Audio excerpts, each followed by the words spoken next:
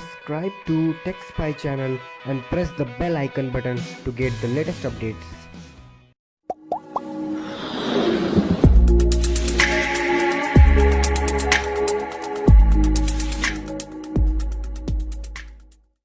The goal of this video is to explain how Bitcoin works under the hood, to give a clearer idea of what it really means to own, send, or mine Bitcoins.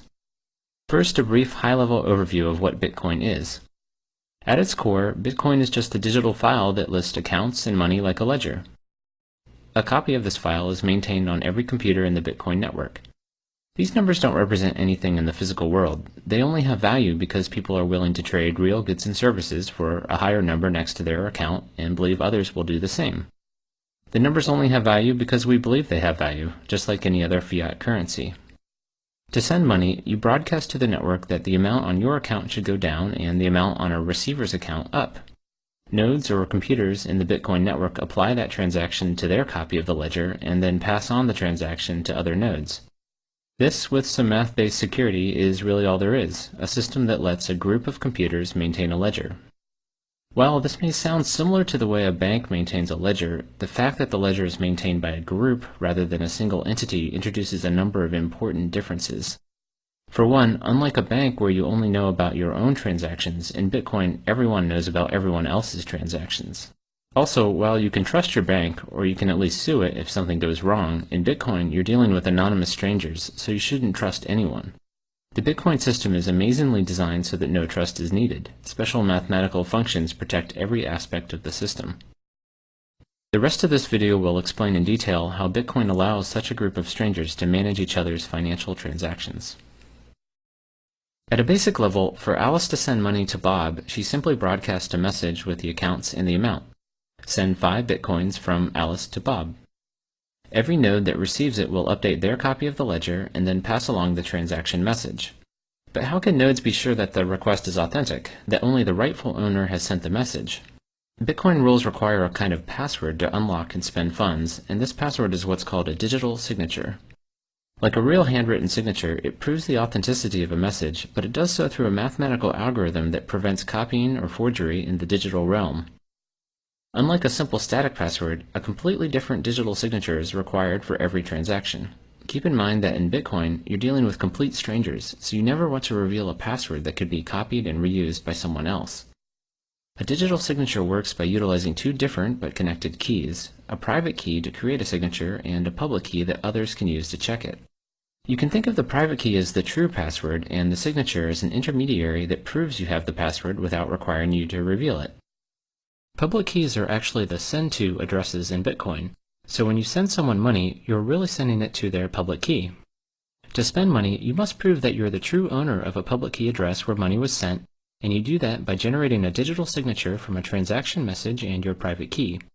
Other nodes in the network can use that signature in a different function to verify that it corresponds with your public key. Through the math behind the digital signature, they are able to verify that the sender owned a private key without actually seeing the private key. Importantly, because the signature depends on the message, it will be different for every transaction and therefore can't be reused by someone for a different transaction.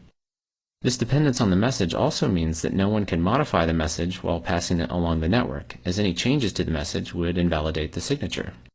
The math behind this is fairly complex, and while I won't try to explain it fully now, here are some topics you can Google to get started. Elliptic curve digital signature algorithm and mathematical trapdoor. More at the end of the video. So far, we know that digital signatures are used to ensure a transaction is authorized, but I've oversimplified how nodes in the network keep track of account balances. In fact, no records of account balances are kept at all. If you don't keep track of how much money any given person has, how do you know if they have enough to send to someone else? Instead of balances, ownership of funds is verified through links to previous transactions. Here's how this works. To send 5 Bitcoins to Bob, Alice must reference other transactions where she received 5 or more Bitcoins. These reference transactions are called inputs. Other nodes verifying this transaction will check those inputs to make sure Alice was in fact the recipient, and also that the inputs add up to 5 or more Bitcoins. Let's look at a real transaction to see this in practice. This transaction references 6 inputs for a total of 139.6 Bitcoins. In the output section, notice that there are 2 lines. The first one of these is actually going back to the sender as change for the transaction. A simplifying rule states that each input must be used up completely in a transaction.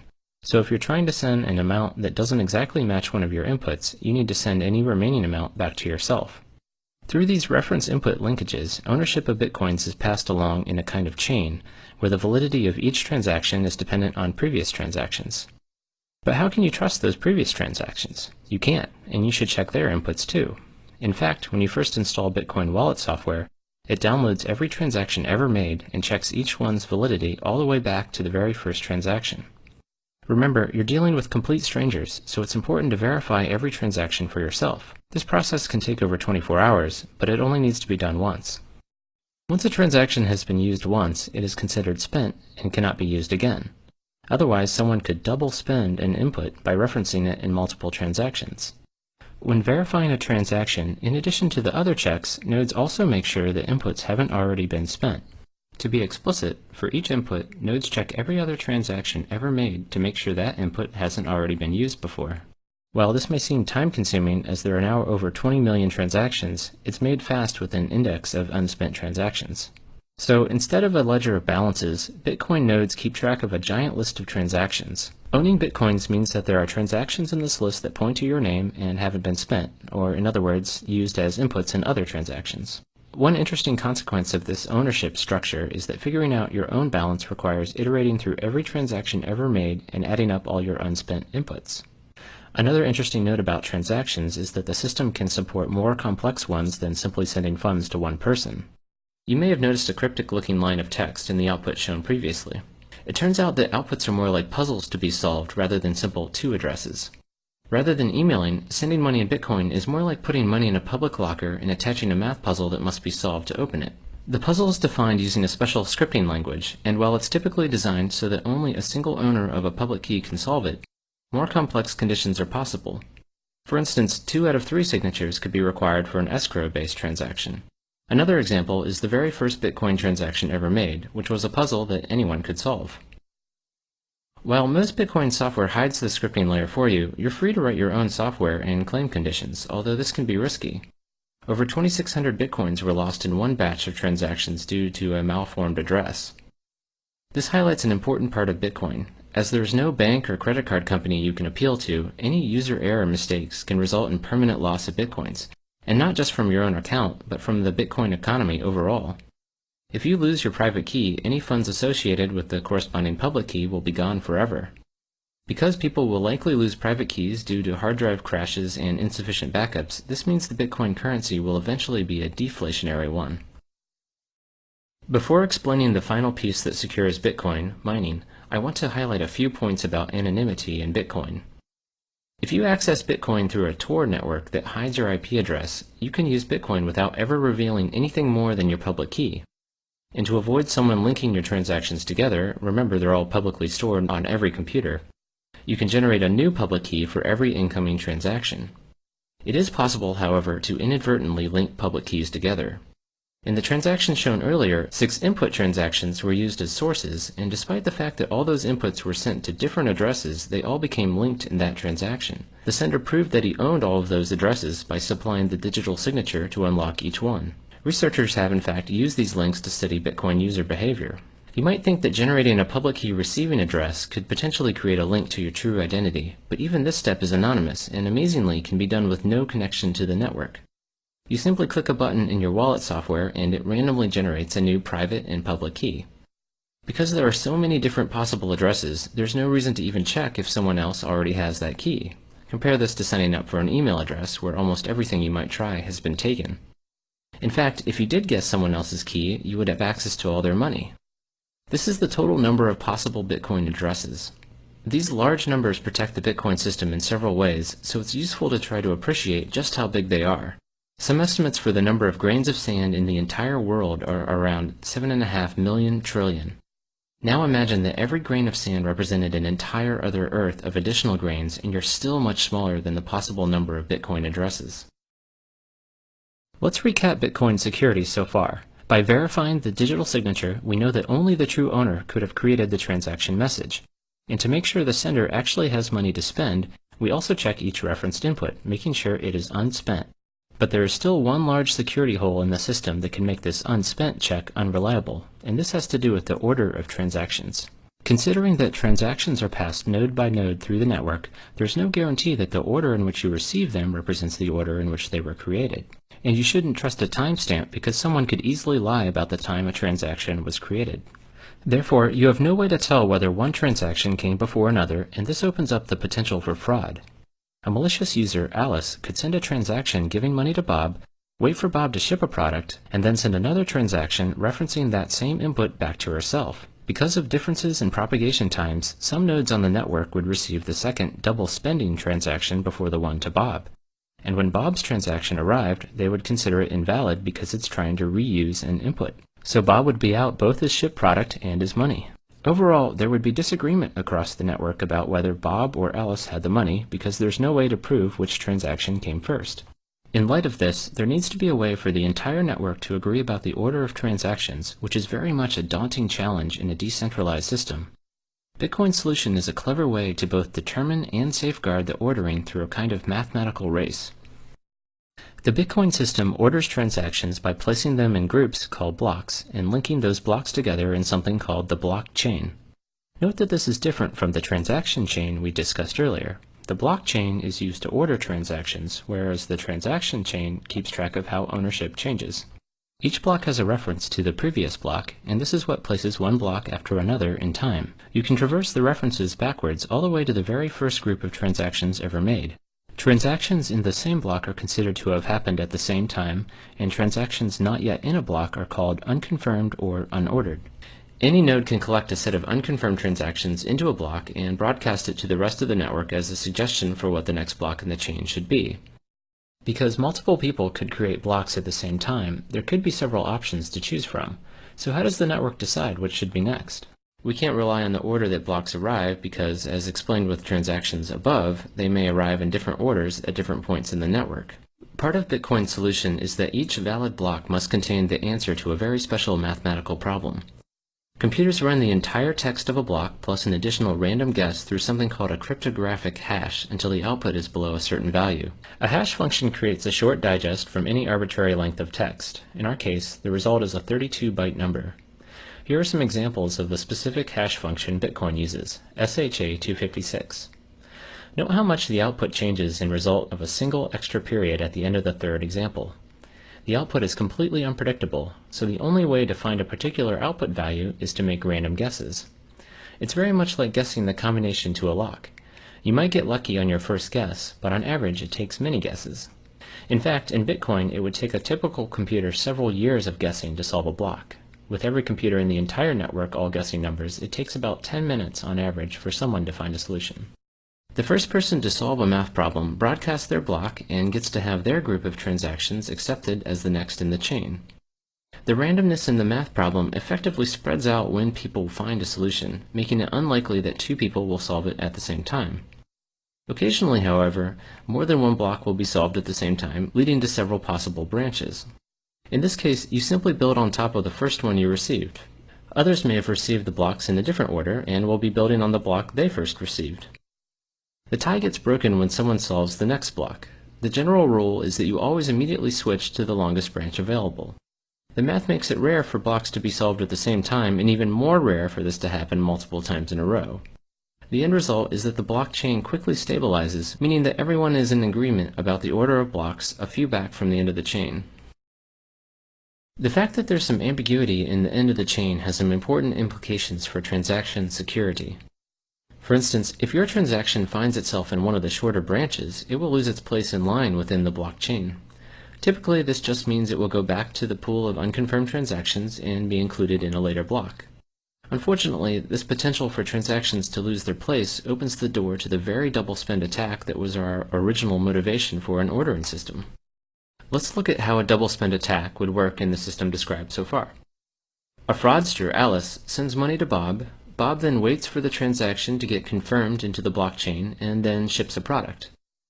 Now, because nodes always switch to a longer branch, if Alice can generate a longer branch that replaces the transaction to Bob with one to someone else, his money will effectively get erased.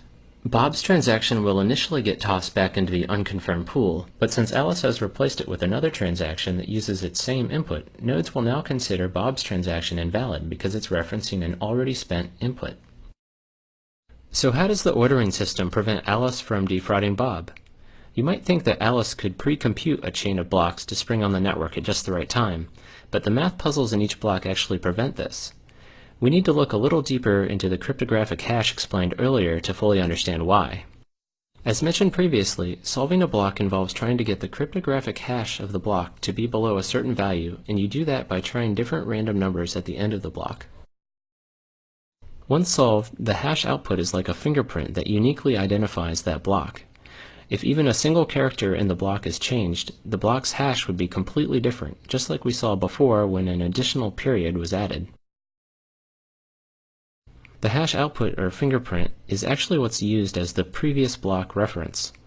One result of this is that there's no way to switch out a block in the middle of the chain, because the hash value for the new block would be different and the next block's reference would no longer point to it. And subtly, but even more importantly, a block cannot be solved before the previous block is solved. The previous block reference is part of the text that goes through the hash function, so any changes to it would require resolving. Getting back to Alice, this is why she can't pre-compute a branch. She can only start solving blocks once the block she wants to build on is solved and its hash value is known. She is therefore in a race with the rest of the network until Bob ships a product, which is when she wants to present a longer branch. One last question is whether Alice might be able to outpace everyone if she had an extremely fast computer or perhaps a room full of computers. But even with thousands of computers, she would be unlikely to win the race to solve a block because she isn't racing any one computer, but rather the entire network. You can think of it like a lottery. She can operate thousands of computers, or equivalently buy thousands of lottery tickets, but even then, it's much more likely that someone else would win. She would need control of half the total computing power in the entire network to have a 50% chance of solving a block before someone else, and much more to have a high probability of winning several blocks in a row faster. So transactions in the blockchain are protected by a mathematical race, one that pits an attacker against the entire rest of the network. A consequence of blocks building on top of each other is that transactions further back in the chain are more secure. An attacker would have to outpace the network for a longer amount of time to carry out a double spend attack, replacing a block further back in the chain. So the system is only vulnerable to a double spend attack near the end of the chain, which is why it's recommended to wait several blocks before considering received money final. One last comment on the blockchain before explaining the final pieces of the Bitcoin system. Amazingly, nothing described so far requires any trust. When you receive information from strangers in the Bitcoin network, you can check for yourself that block solutions are correct. And because the math problems are so hard, you know that there's no way any attacker could have generated them on their own. The solutions are proof that the computing power of the entire network was brought to bear. Now that we've discussed how money is transferred through digital signatures and transaction chains, and how the order of those transactions is protected in the blockchain, let's go over the final piece, where Bitcoins come from. To send money, you must reference a previous transaction where you were the recipient, but how do coins get into this ownership chain in the first place? As a way to slowly and randomly generate and distribute coins, a reward is given to whoever solves a block. This is why solving blocks is called mining, although its real purpose is to verify transactions and safeguard the blockchain. Every 4 years, the block reward is cut in half, so eventually no more coins will be released. About 21 million in total will be created. Bear in mind that you can send down to 1/100 millionth of a Bitcoin, so the total number available will likely not limit the currency's usability. Once the block rewards cease, what incentive will miners have to process transactions? In addition to the block reward, miners also get any transaction fees that can optionally be included with transactions. Right now, miners will include transactions with no fees into blocks because their main incentive is the block reward. But in the future, transactions will likely be processed in order of the fees attached, and ones without fees will likely be ignored. So sending money in Bitcoin will probably not be free, but will hopefully still be cheaper than current credit card fees. As mentioned before, on average, it would take several years for a typical computer to solve a block, so an individual's chance of ever solving one before the rest of the network, which typically takes 10 minutes, is very low. To receive a steadier stream of income, many people join groups called mining pools that collectively work to solve blocks and distribute rewards based on work contributed. These act somewhat like lottery pools among coworkers, except that some of these pools are quite large and comprise more than 20% of all the computers in the network. The fact that some of these pools are so large has some important implications about security. As mentioned before, it's very unlikely for an attacker to solve several blocks in a row faster than the rest of the network, but it is possible, and the probability increases as the attacker's processing power gains in proportion to the rest of the network. In fact, one of these mining pools, BTC Guild, has solved 6 blocks in a row by itself and has voluntarily limited its members to ward off distrust in the entire Bitcoin network. Even with substantial computing power, the farther back in the blockchain a transaction gets, the harder it would be for an attacker to change it. The current recommendation is to wait for a transaction to make it into at least one block or get one confirmation before considering it final. And for larger transactions, wait for at least 6 blocks. In light of BTC Guild's ability to solve 6 blocks in a row, you might want to wait even longer. By design, each block takes about 10 minutes to solve, so waiting for 6 blocks would take about an hour. Compared to the several seconds a credit card transaction takes, waiting this long for a confirmation may seem burdensome, but keep in mind that credit card customers can claim a stolen card months later to have charges reversed from merchants, called chargebacks, so Bitcoin is actually much faster from a merchant's perspective. The particular choice of 10 minutes was somewhat arbitrary, but extremely short times could lead to instability and longer ones would delay confirmations. As more computers join the network and specialized hardware is designed specifically for mining, the block solution time would get very small. To compensate, every 2 weeks, all the Bitcoin software recalibrates the difficulty of the math problem to target 10 minutes. For comparison, a similar digital currency called Litecoin has been able to operate with a 2.5-minute block time. In summary, Bitcoin is a mathematically protected digital currency that is maintained by a network of peers. Digital signatures authorize individual transactions, ownership is passed via transaction chains, and the ordering of those transactions is protected in the blockchain. By requiring difficult math problems to be solved with each block, would-be attackers are pitted against the entire rest of the network in a computational race they are unlikely to win. Bitcoin promises many interesting ideas, such as insulation from government meddling, anonymity, and potentially lower transaction fees. It also has many challenges, as it is currently very difficult to exchange Bitcoins for other currencies, and it has been cited as a haven for illegal activity and tax evasion, so governments may try to ban it. Also, the mathematical race that protects the blockchain uses a substantial amount of electricity.